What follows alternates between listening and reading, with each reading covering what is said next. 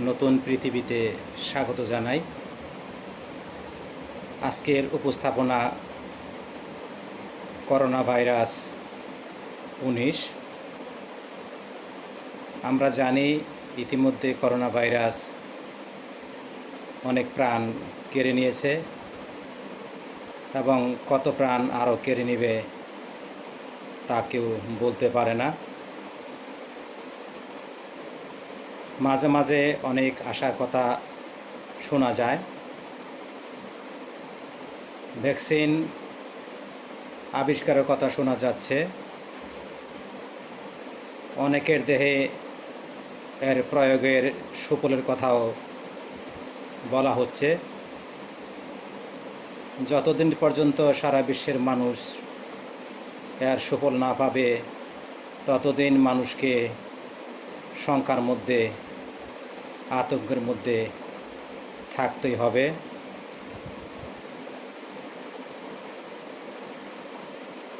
ঈশ্বর মানুষকে পরম যত্নে তার সাদৃশ্যে ও ভালোবাসায় সৃষ্টি করেছেন। তিনি সবসময় মানুষের ভালো চান। তিনি ভালো করে জানেন মানুষ বড় দুর্বল। এই পাপময় পৃথিবীতে সে বারবার ভুল অন্যায় পাপ করে। তিনি চান যাতে মানুষ তার কাছে ফিরে আসে, ক্ষমা ভিক্ষা করে। তিনি বড়ই দয়ালু, ক্ষমাশীল ঈশ্বর। কিন্তু মানুষ ঈশ্বরকে প্রায়ই অস্বীকার করে, মানতে চায় না।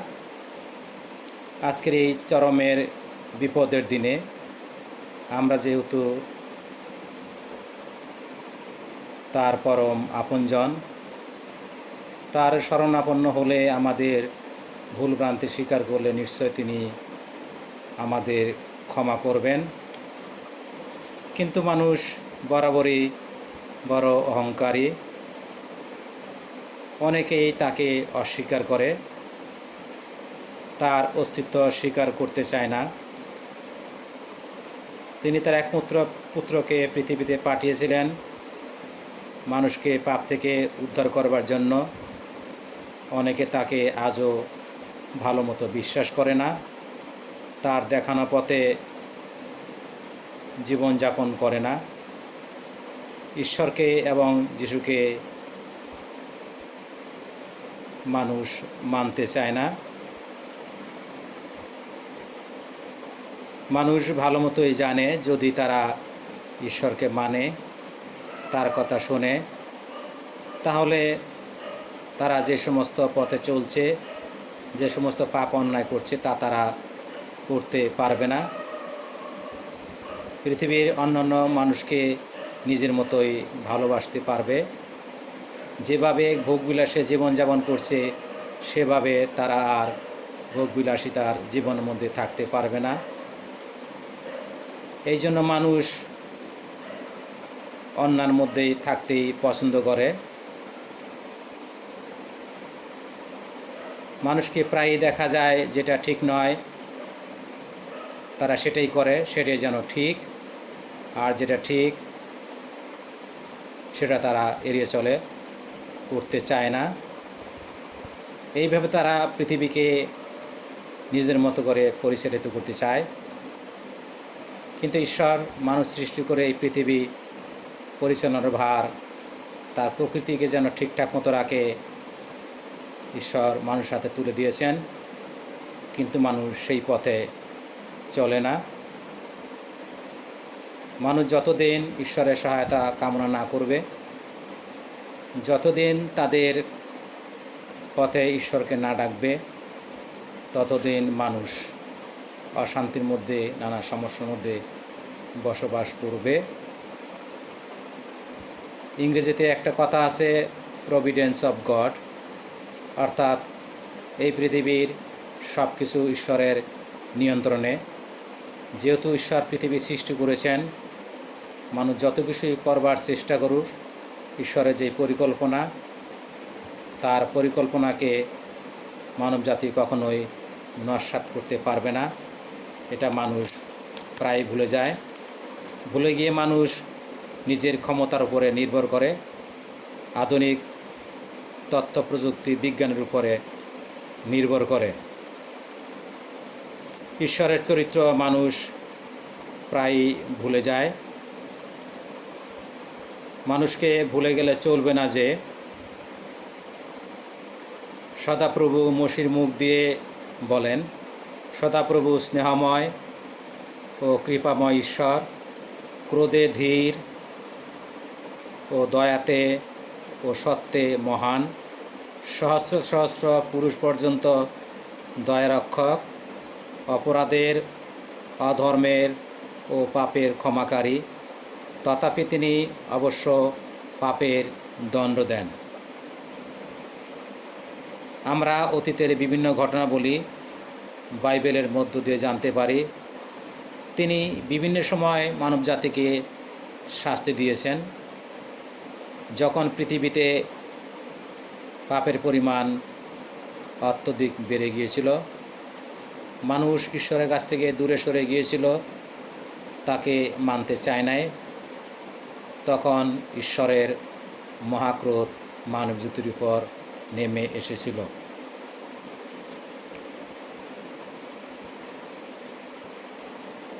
কিন্তু মানুষ আবারও সেই কথা ভুলে একই ধরনের অন্যায় পাপ করতে থাকে।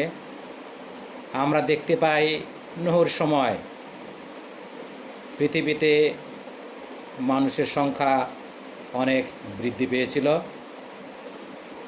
সে সময় মানুষ বিভিন্ন পাপ কাজে লিপ্ত হয়েছিল, সীমাহীন অন্যায়ের মধ্যে জড়িয়ে পড়েছিল।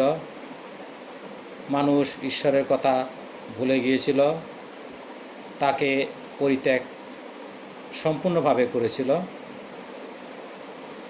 তাই ঈশ্বর মানব জাতিকে শাস্তি দিতে চাইলেন, তাকে পৃথিবী থেকে উচ্ছিন্ন করতে চাইলেন। কিন্তু নোহ ঈশ্বরের চোখে ধার্মিক ছিলেন, তাই তিনি তাকে ও তার পরিবারকে রক্ষা করলেন। ঈশ্বরের কথা মতো নোহ নৌকা তৈরি করে তার মধ্যে পরিবার নিয়ে প্রবেশ করলেন। ঈশ্বর পৃথিবীতে 40 দিন 40 রাত একটানা বর্ষণ করলেন। এই বৃষ্টি বর্ষণের ফলে পৃথিবী তলিয়ে গেল। 150 দিন পৃথিবীতে পানি স্থায়ী ছিল। সব মানুষ, পশু পাখি, গাছপালা সম্পূর্ণ ধ্বংস হয়ে যায়। এরপর আরও একবার আমরা ঈশ্বরের মহাক্রোধের কথা দেখতে পাই। মিশরীয়রা ইসরায়েলীয়দের নানান ধরনের কষ্টের কাজ করাতো, অত্যাচার করত, অমানবিক আচরণ করত। ইসরায়েলীয়দের কান্না ঈশ্বরের কানে যখন পৌঁছায়, তিনি তাদের রক্ষা করতে চাইলেন। তিনি মসির নেতৃত্বে তাদের রক্ষা করলেন। আমরা জানি ঈশ্বর সর্বমোট 10টি আঘাত এনেছিলেন মিশরীয়দের উপর। শেষ আঘাতের পর মিশর রাজ ইসরায়েলদের ছেড়ে দিতে বাধ্য হয়েছিলেন। মসির নেতৃত্বে ইসরায়েল জাতি যখন লোহিত সাগরের পারে গেল, ঈশ্বরের কথা অনুযায়ী মসি তার হাতের লাঠি সমুদ্রের উপর বিস্তার করল, আর তখনই সমুদ্রের জল 2 ভাগ হলো। মাঝখান দিয়ে একটি শুষ্ক রাস্তা তৈরি হলো। সেই রাস্তা দিয়ে ইসরায়েল জাতি নিরাপদে সাগর পার হলো। তা দেখে ফরৌনের বাহিনী সমুদ্রে নেমে পড়ল। ঈশ্বর আরেকবার মসিকে তার হাত বাড়িয়ে দিতে বললেন। মসি তা করলে পর সমুদ্রের জলরাশি পূর্বের জায়গায় চলে আসলো। তাতে মিশরীয়দের সমস্ত রথ, অশ্বারোহী ও সৈন্য সামন্ত পানিতে ডুবে মারা গেল, একজনও রক্ষা পেল না। মানুষের এই সমস্ত পাপের কি পরিণত হয় তা আমরা বাইবেলের মধ্যে আমরা ভালো মতো জানতে পারি।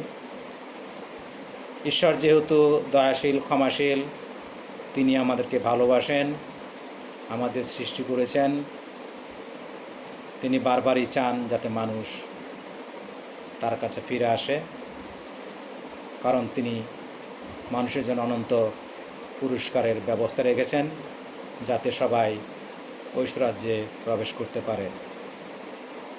আরেকবার আমরা দেখি, এরপর যখন মানুষ আবারও বিভিন্ন পাপের মধ্যে জড়িয়ে পড়ে, বিভিন্ন রকমের অসামাজিক কাজ করতে থাকে, সকল প্রকার অন্যায় করতে থাকে, স্বর্গের দরজা মানুষের জন্য বন্ধ হয়ে গিয়েছিল।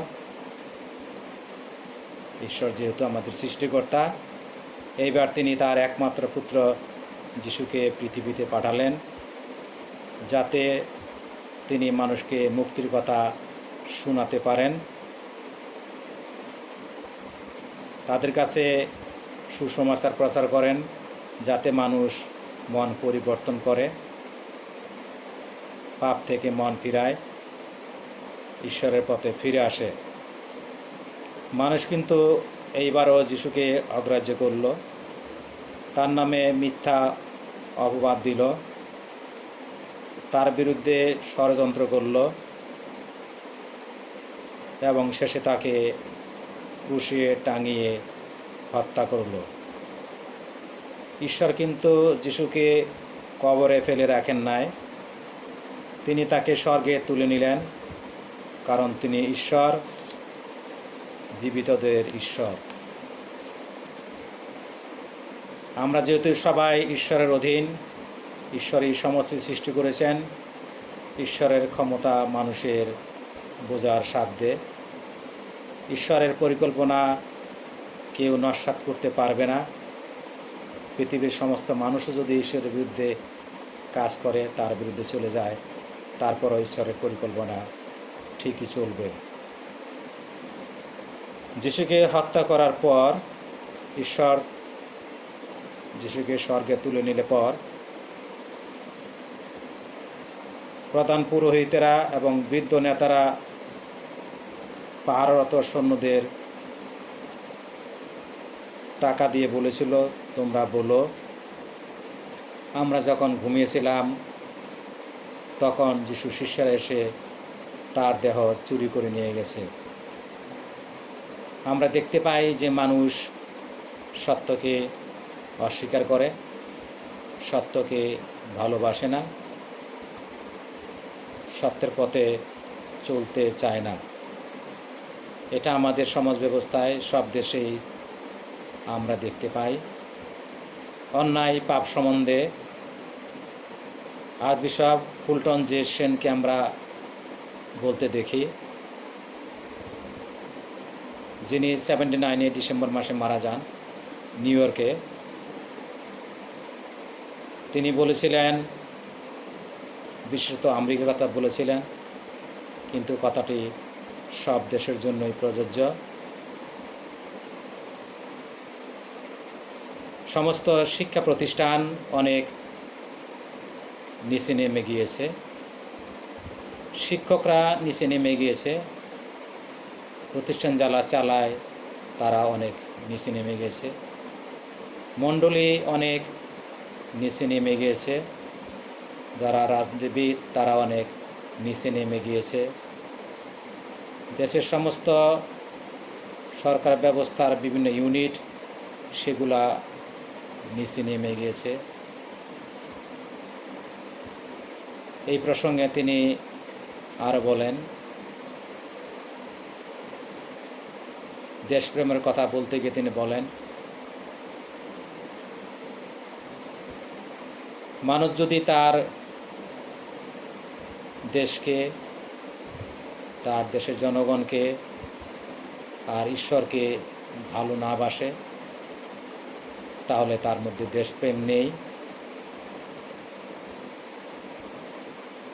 এই তিনটির একটির যদি অভাব থাকে তাহলে তাদের পতন অনেক আগেই হয়ে গেছে।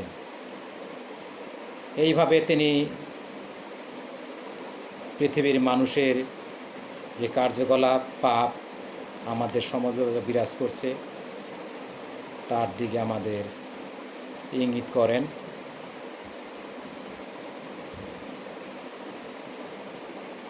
আমরা দেখতে পাচ্ছি যে মানুষ সবসময় সকল প্রকার ভালো কাজ বর্জন করে,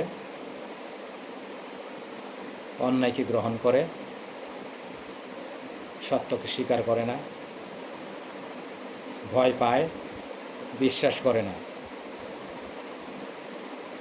আমাদের মধ্যে বিশ্বাসের অনেক অভাব। আমরা যেহেতু মানুষ, রক্তে মাংসের মানুষ, প্রতি মুহূর্তে আমরা প্রলোভনে পড়ি। আমরা যদি ঈশ্বরের সঙ্গে যুক্ত না থাকি যীশুখ্রিস্টের মাধ্যমে, তাহলে সেই সমস্ত প্রলোভন আমাদের জয় করা মোটেই সম্ভব নয়। তাই ঈশ্বর চান যেন আমরা সর্বদা তার পুত্রের মাধ্যমে তার সঙ্গে যোগাযোগ রক্ষা করি। আমরা ভুল পাপ করলে যেন তার পথে আবার ফিরে আসি। কিন্তু আমরা বিশ্বাসই করতে চাই না যে ঈশ্বর আমাদের ক্ষমা করতে পারেন। তিনি আমার সৃষ্টিকর্তা, তিনি আছেন, তার পুত্র এসেছিলেন আমাদেরকে স্বর্গে নেবার জন্য। আমরা বিশ্বাসে অনেক দুর্বল, তাই আমাদের অনেক প্রার্থনার প্রয়োজন। বিশ্বাসে দুর্বল ছিলেন যিশুর শিষ্যরাও, এটা আমরা জানি। অনেকবার তারা যিশুকে তার সঙ্গে থাকা সত্ত্বেও অবিশ্বাস করেছিলেন। একবার তারা যখন নৌকায় সমুদ্রে ডুবে যাচ্ছিলেন, যিশু তাদের অবিশ্বাস দেখে তাদেরকে তিরস্কার করেছিলেন। আর বাতাস এবং সমুদ্রকে ধমক দিলেন, তখনই সব কিছু শান্ত হয়ে গেল। কাজেই আমরা জানতে পারি আমাদের বিশ্বাস করতে হবে ঈশ্বরের পক্ষে সবই সম্ভব। আমরা যত বিপদে পড়ি, যেমন এখন করোনা ভাইরাসের মধ্যে আমরা পড়েছি, আমরা যদি সত্যিকার অর্থে তাকে ডাকি, তাকে মানি, তিনি আমাদের সৃষ্টিকর্তা, তিনি যেইভাবে চান সেভাবে আমরা চলি, তাহলে নিশ্চয়ই তিনি আমাদেরকে এই বিপদ থেকেও উদ্ধার করবেন। আর এর জন্য যেটা বললাম, আমাদের অবশ্যই বিশ্বাস করতে হবে, বিশ্বাস বাড়াতে হবে। এই বিশ্বাসের জন্য আমাদেরকে প্রার্থনা করতে হবে। যিশুকে আমরা বলতে দেখি, তিনি বলেন, আমাকে ছাড়া তোমরা কিছুই করতে পারো না। মানুষ নিজে নিজে অনেক কিছু করতে চায়, এটা যে ঈশ্বরের শক্তিতে হয় তা এটা মানতে চায় না। সমস্ত ভালো কিছু, ভালো কাজ ঈশ্বরের কাছ থেকে আসে, আর সমস্ত মন্দতা, পাপময়তা, অন্যায়, লোভ লালসা এগুলো পৃথিবীর শয়তানের কাছ থেকে আসে। মানুষ ওগুলো পেতে পেতে তখন অল্পতে সন্তুষ্ট থাকতে পারে না, তাই মানুষ বেশি পাবার জন্য শয়তানের পথ বেছে নেয়। আর ঈশ্বর তাদেরকে যেগুলো দেয় সেগুলো তারা বুঝতেই চায় না। যিশু যখন পৃথিবীতে ছিলেন তখন শিশুদের অনেক শিক্ষা দিয়েছেন, এবং পৃথিবী ছেড়ে যাবার আগে তিনি তাদেরকে আশ্বাস দিয়েছিলেন যে তোমরা ভয় পেও না, সাহস হারিও না, আমি তোমাদের সাথে সাথে এই পৃথিবীর শেষ দিন পর্যন্ত থাকব। এই বিশ্বাস আমাদের করতে হবে, কারণ এই প্রতিশ্রুতি যীশুখ্রিস্ট নিজে আমাদেরকে দিয়েছেন।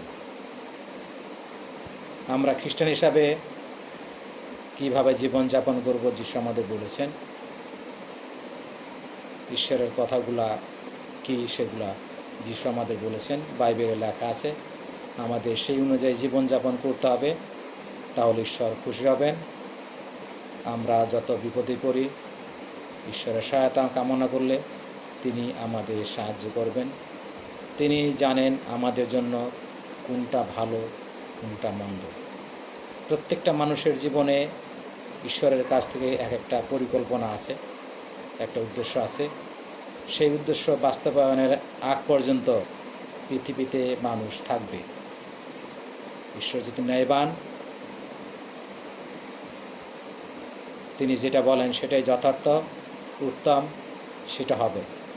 কিন্তু আমরা যে সমস্ত মানুষের দুর্গতি দেখি, দুর্ঘটনা দেখি, এগুলো সবই মানুষের অন্যায় এবং পাপের পরিণতি। মানুষের জীবনে আশা আছে, এটা আমরা সবাই জানি। আশা আছে বলেই মানুষ বেঁচে আছে।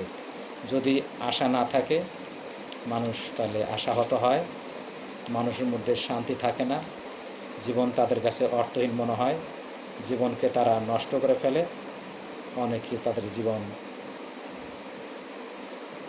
আর রাখতে চায় না। আমাদের যিশুর উপর বিশ্বাসী করতে হবে, কারণ যিশু আমাদের জন্য ক্রুশের উপর মৃত্যুবরণ করেছেন, আমাদের বাঁচার জন্য তিনি পৃথিবীতে এসেছিলেন। যিশু বলেন, আমরা বাঁচি বা মরি আমরা প্রভুরই। আমরা বাঁচলে প্রভুর জন্য বাঁচি, আর মরলে প্রভুর জন্য মরি। কিন্তু এই কথাগুলো আমরা অনেক সময় গুরুত্ব দেই না, বা সেই মতো আমরা বিশ্বাস করে আমাদের জীবনযাপন করি না। আমরা বিশ্বাস করতে চাই না যে মৃত্যুর পর আর একটা জীবন আছে, সেইখানে আমরা অনন্ত জীবন পাব, সেইখানে আর কোনো মৃত্যু নেই। যিশুকে আমরা বলতে দেখি যে নিজের জীবন বাঁচাতে চায়, সে তার সত্যিকারের জীবন হারাবে, অর্থাৎ যেই অনন্ত জীবনের কথা বললাম, সে সেই অনন্ত জীবন থেকে বঞ্চিত হবে। সেই অনন্ত জীবনে প্রবেশের জন্য কী কী করতে হবে যিশু আমাদেরকে শিখিয়ে গেছেন। বাইবেলে লেখা আছে, পৃথিবী ছেড়ে যাওয়ার আগে তিনি শিষ্যদের বলেছিলেন, আমি গিয়ে পবিত্র আত্মাকে পাঠাবো, তিনি তোমাদের সব কিছু মনে করিয়ে দিবেন। আমাদের তিনি সব কিছু মনে করিয়ে দিতে চান, কি করতে হবে, কীভাবে জীবনযাপন করতে হবে, কিন্তু আমরা বিশ্বাসের জীবনযাপন করি না, যিশুর শিক্ষা আদর্শ অনুযায়ী জীবনযাপন করি না। তাই আমাদের জীবনে এত অবিশ্বাস, এত হতাশা, তাই পৃথিবীতে এত অশান্তি। আমরা যেহেতু ঈশ্বরের ক্রোধের কথা জানি, আমরা তার চরিত্রের কথা জানি, তিনি ন্যায়বান ঈশ্বর আমরা জানি, তিনি কোনো ভুল করেন না, তার সিদ্ধান্ত, তার বিচার সঠিক, উত্তম। তিনি আমাদের সৃষ্টি করেছেন, এর বাইরে আমাদের ভাববার, চিন্তা করবার কোনো সুযোগ নেই। আমাদের মরতেই হবে, মরলে আমার কি পরিণত হবে এটা আমরা জানি। যদি আমরা যিশুকে বিশ্বাস করে থাকি, যিশু তার জীবনে এগুলো আমাদেরকে বলে গেছেন, বাইবেলে লেখা আছে। কাজে সেই মতো প্রত্যেকটা মানুষকে, বিশেষত যারা আমরা খ্রিস্টান, আমাদেরকে সেই মতো জীবনযাপন করা উচিত, যাতে করে আমরা ঈশ্বরের যোগ্য সন্তান হতে পারি এবং আমাদের দেখে অন্যান্য মানুষ ঈশ্বরকে, যিশুকে জানতে পারে, তাদের মধ্যে পরিবর্তন আসে। এবং এই যে করোনা ভাইরাস নিশ্চয়ই ঈশ্বরের চেয়ে শক্তিশালী নয়, সেই বিশ্বাস যদি আমাদের থাকে, তাহলে আমরা করোনা ভাইরাসকে জয় করতে পারবো। ঈশ্বর আমাদের পথ দেখাবেন এবং এই পথ দেখানোর জন্য তার সহায়তা কামনা করতে হবে। এখানে যদি মানুষ অহংকার করে, যেটা আমি করেছি, আমার কারো সাহায্য প্রয়োজন ছিল না, এটা মানুষের পক্ষে সম্ভব। ঈশ্বরকে সাথে রাখতে হবে, জ্ঞান, বিদ্যা, বুদ্ধি এসবই তিনি দিয়েছেন। এগুলো যদি না মানি, না স্বীকার করি, এর চেয়ে আরও ভয়াবহ পরিণতি মানুষের জন্য আসবে, সেটা যেন আমরা ভুলে না যাই। ঈশ্বর যেহেতু মানুষকে ভালোবাসেন, এটা অনেকবার বলেছি আমরা, তিনি বারবার চান যাতে মানুষ তার কাছে ফিরে আসে। এই ফিরে আসে না বলেই, তার পথে চলে না বলেই আমরা পৃথিবীতে বিভিন্ন সংকট দেখেছি, অসুখ বিসুখ দেখেছি, মহামারী দেখেছি, প্রথম বিশ্বযুদ্ধ, দ্বিতীয় বিশ্বযুদ্ধ, বাংলাদেশের স্বাধীনতা যুদ্ধ, কুয়েত ইরাক যুদ্ধ, এইভাবে পৃথিবীতে বিভিন্ন যুদ্ধ আমরা দেখেছি। এগুলোকে আমরা বিভিন্নভাবে ব্যাখ্যা দেবার চেষ্টা করলেও এই কথা সত্য যে এই সব কিছু হয়েছে মানুষের স্বার্থপরতা, অন্যায় এবং পাপের জন্য। পাপের পরিণতি আমরা জানি মৃত্যু বা ধ্বংস। কাজেই আমাদের এখনও সময় আছে, আমাদের অনেক অভিজ্ঞতা হয়েছে এ পর্যন্ত, যাতে অভিজ্ঞতাকে আমরা কাজে লাগাই, যাতে ঈশ্বরের কথা ভুলে না যাই। ঈশ্বরের কী পরিকল্পনা আছে, ঈশ্বর মানুষকে নিয়ে কী করতে চান, সেটা মানুষের জ্ঞানের বাইরে। শুধু আমাদেরকে বিশ্বাস করা দরকার ঈশ্বর আমাদেরকে পৃথিবীতে পাঠিয়েছেন বিশেষ উদ্দেশ্যে। এই উদ্দেশ্য নস্যাৎ করবার চেষ্টা যেন মানুষ না করে। ঈশ্বর মানুষকে উদ্ধার করবার জন্য অনেক সুযোগ দিয়েছেন, হয়তো আরও সুযোগ দিবেন, যাতে আমরা সেই সুযোগ নষ্ট না করি। সময় থাকতে যাতে আমরা অনুশোচনা করি, পাপের পথ ছেড়ে দেই, অনেক প্রার্থনা করি, ত্যাগ স্বীকার করি, পৃথিবীর জন্য, মানুষের জন্য, সব মানুষের জন্য আমাদের ভালোবাসা থাকে, তাদের জন্য আমাদের ভালোবাসা যেন একই হয়। ঈশ্বর তার ভালোবাসা নিদর্শন স্বরূপ যাতে মানুষ মুক্তি পায়। তিনি বারবার চান যাতে মানুষ মুক্তি পায়, তার কাছে ফিরে আসে। মানুষের জন্য যেই অনন্ত সুখ রাখা আছে, তারা যেন সেই অনন্ত ধামে প্রবেশ করে। এই জন্য কুমারী মারিয়া 1917 সালে পর্তুগাল লুসি ফ্রান্সিস জসিন্তাকে দেখা দিয়েছিলেন এবং কুমারী মারিয়া তাদেরকে বারবার মালা প্রার্থনা করতে বলেন। পাপময় পৃথিবীর সম্বন্ধে তিনি বলেন। এরপর 1858 সালে কুমারী মারিয়া আরও একবার লুর্দে বার্নাডেটকে দেখা দেন। সেইখানে একইভাবে অনেক প্রার্থনার কথা বলা হয়, মালা প্রার্থনা করতে বলা হয়। নরকের দৃশ্য কুমারী মারিয়া তাকে দেখান, যদি মানুষ পাপ থেকে মন না ফিরায় তাদের কি দুর্গতি হবে। এরপর আমরা দেখি যীশুখ্রিস্ট নিজে 1931 সালে 22শে ফেব্রুয়ারি সাধ্বী ফস্টিনার সঙ্গে কথা বলেন, অনেকবার তাকে দেখা দেন, এই পাপময় পৃথিবীর কথা বলেন, যন্ত্রময় নরকের দৃশ্য দেখান, মানুষ যাতে অনেক ত্যাগ স্বীকার করে, প্রার্থনা করে, মন পরিবর্তন করে, এই কথা বলেন। এত কিছু জানার পরে যদি মানুষ মন পরিবর্তন না করে, তাহলে মানুষের পরিণত কী হতে পারে এটা আমাদের ভেবে দেওয়ার দরকার আছে। এরপরে আমরা জানি যে এছাড়াও আরও বিভিন্ন জায়গায় কুমারী মারিয়া দর্শন দিয়েছেন, এগুলো আমাদের জানবার দরকার আছে, বিশ্বাস করার দরকার আছে। ফ্রান্সের লুর্দ ছাড়াও ফ্রান্সের সর্ব উত্তরে গারাবান্দাল ছোট্ট একটি গ্রাম, সেইখানে কুমারী মারিয়া দেখা দিয়েছিলেন, একই ধরনের কথা বলেন মানুষকে। সেইখানে মারিয়া ললি, কনচিতা, জাসিন্তা এই 3টা মেয়েকে দেখা দিয়েছিলেন। কনচিতা এখনও বিভিন্ন সময় আমরা দেখি, কখনো আমেরিকাতে কখনো অস্ট্রেলিয়াতে সাক্ষাৎকার দিয়ে থাকেন, যদিও তিনি এগুলো এড়িয়ে চলতে চান। এই সাক্ষাৎকারের মধ্য দিয়ে কুমারী মারিয়া প্রকাশ করেন যাতে মানুষ মন পরিবর্তন করে। তাদেরকেও সেই নরকের দৃশ্য দেখানো হয়েছিল। এত কিছু জানবার পরেও যাতে আমরা মূর্খতার পরিচয় না দেই, যাতে আমরা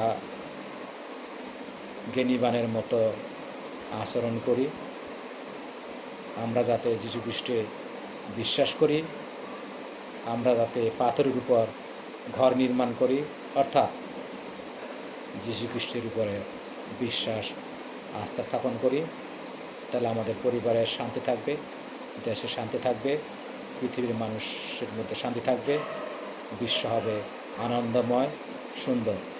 এর বাইরে আমরা যেগুলো দেখি শুনি সেগুলো যাতে আমরা বর্জন করার চেষ্টা করি। আর শেষে একটি কথা বলতে চাই, আগে হয়তো বলেছি, আমরা যারা খ্রিস্টান আমাদের প্রত্যেকের বাসায় যেন অন্তত একটা বাইবেল থাকে, যাতে আমরা বাইবেল পাঠ করি। আমাদের জানবার জন্য বাইবেল প্রয়োজন, মনে অনেক পরিবর্তন আসবে। এছাড়া খ্রিস্টমণ্ডলীর ইতিহাস অনেক ত্যাগের, কষ্টের ইতিহাস। আমরা মণ্ডলী যেইভাবে দেখতে পাচ্ছি, মণ্ডলী এরকম ছিল না, অনেক রক্তের বিনিময়ে মণ্ডলী লাভ করেছি। তার জন্য আমাদের জানা দরকার আছে। খ্রিস্টমণ্ডলীর ইতিহাস এই বইটাও কিনে পড়ার দরকার আছে। তাছাড়া সাধু সাধ্যদের জীবনী আমাদের জানা দরকার আছে। ফাদার অ্যালবার্টের লিখিত যে সাধু সাধ্যদের বই আছে সেটা আমরা ইচ্ছা করে কিনতে পারি।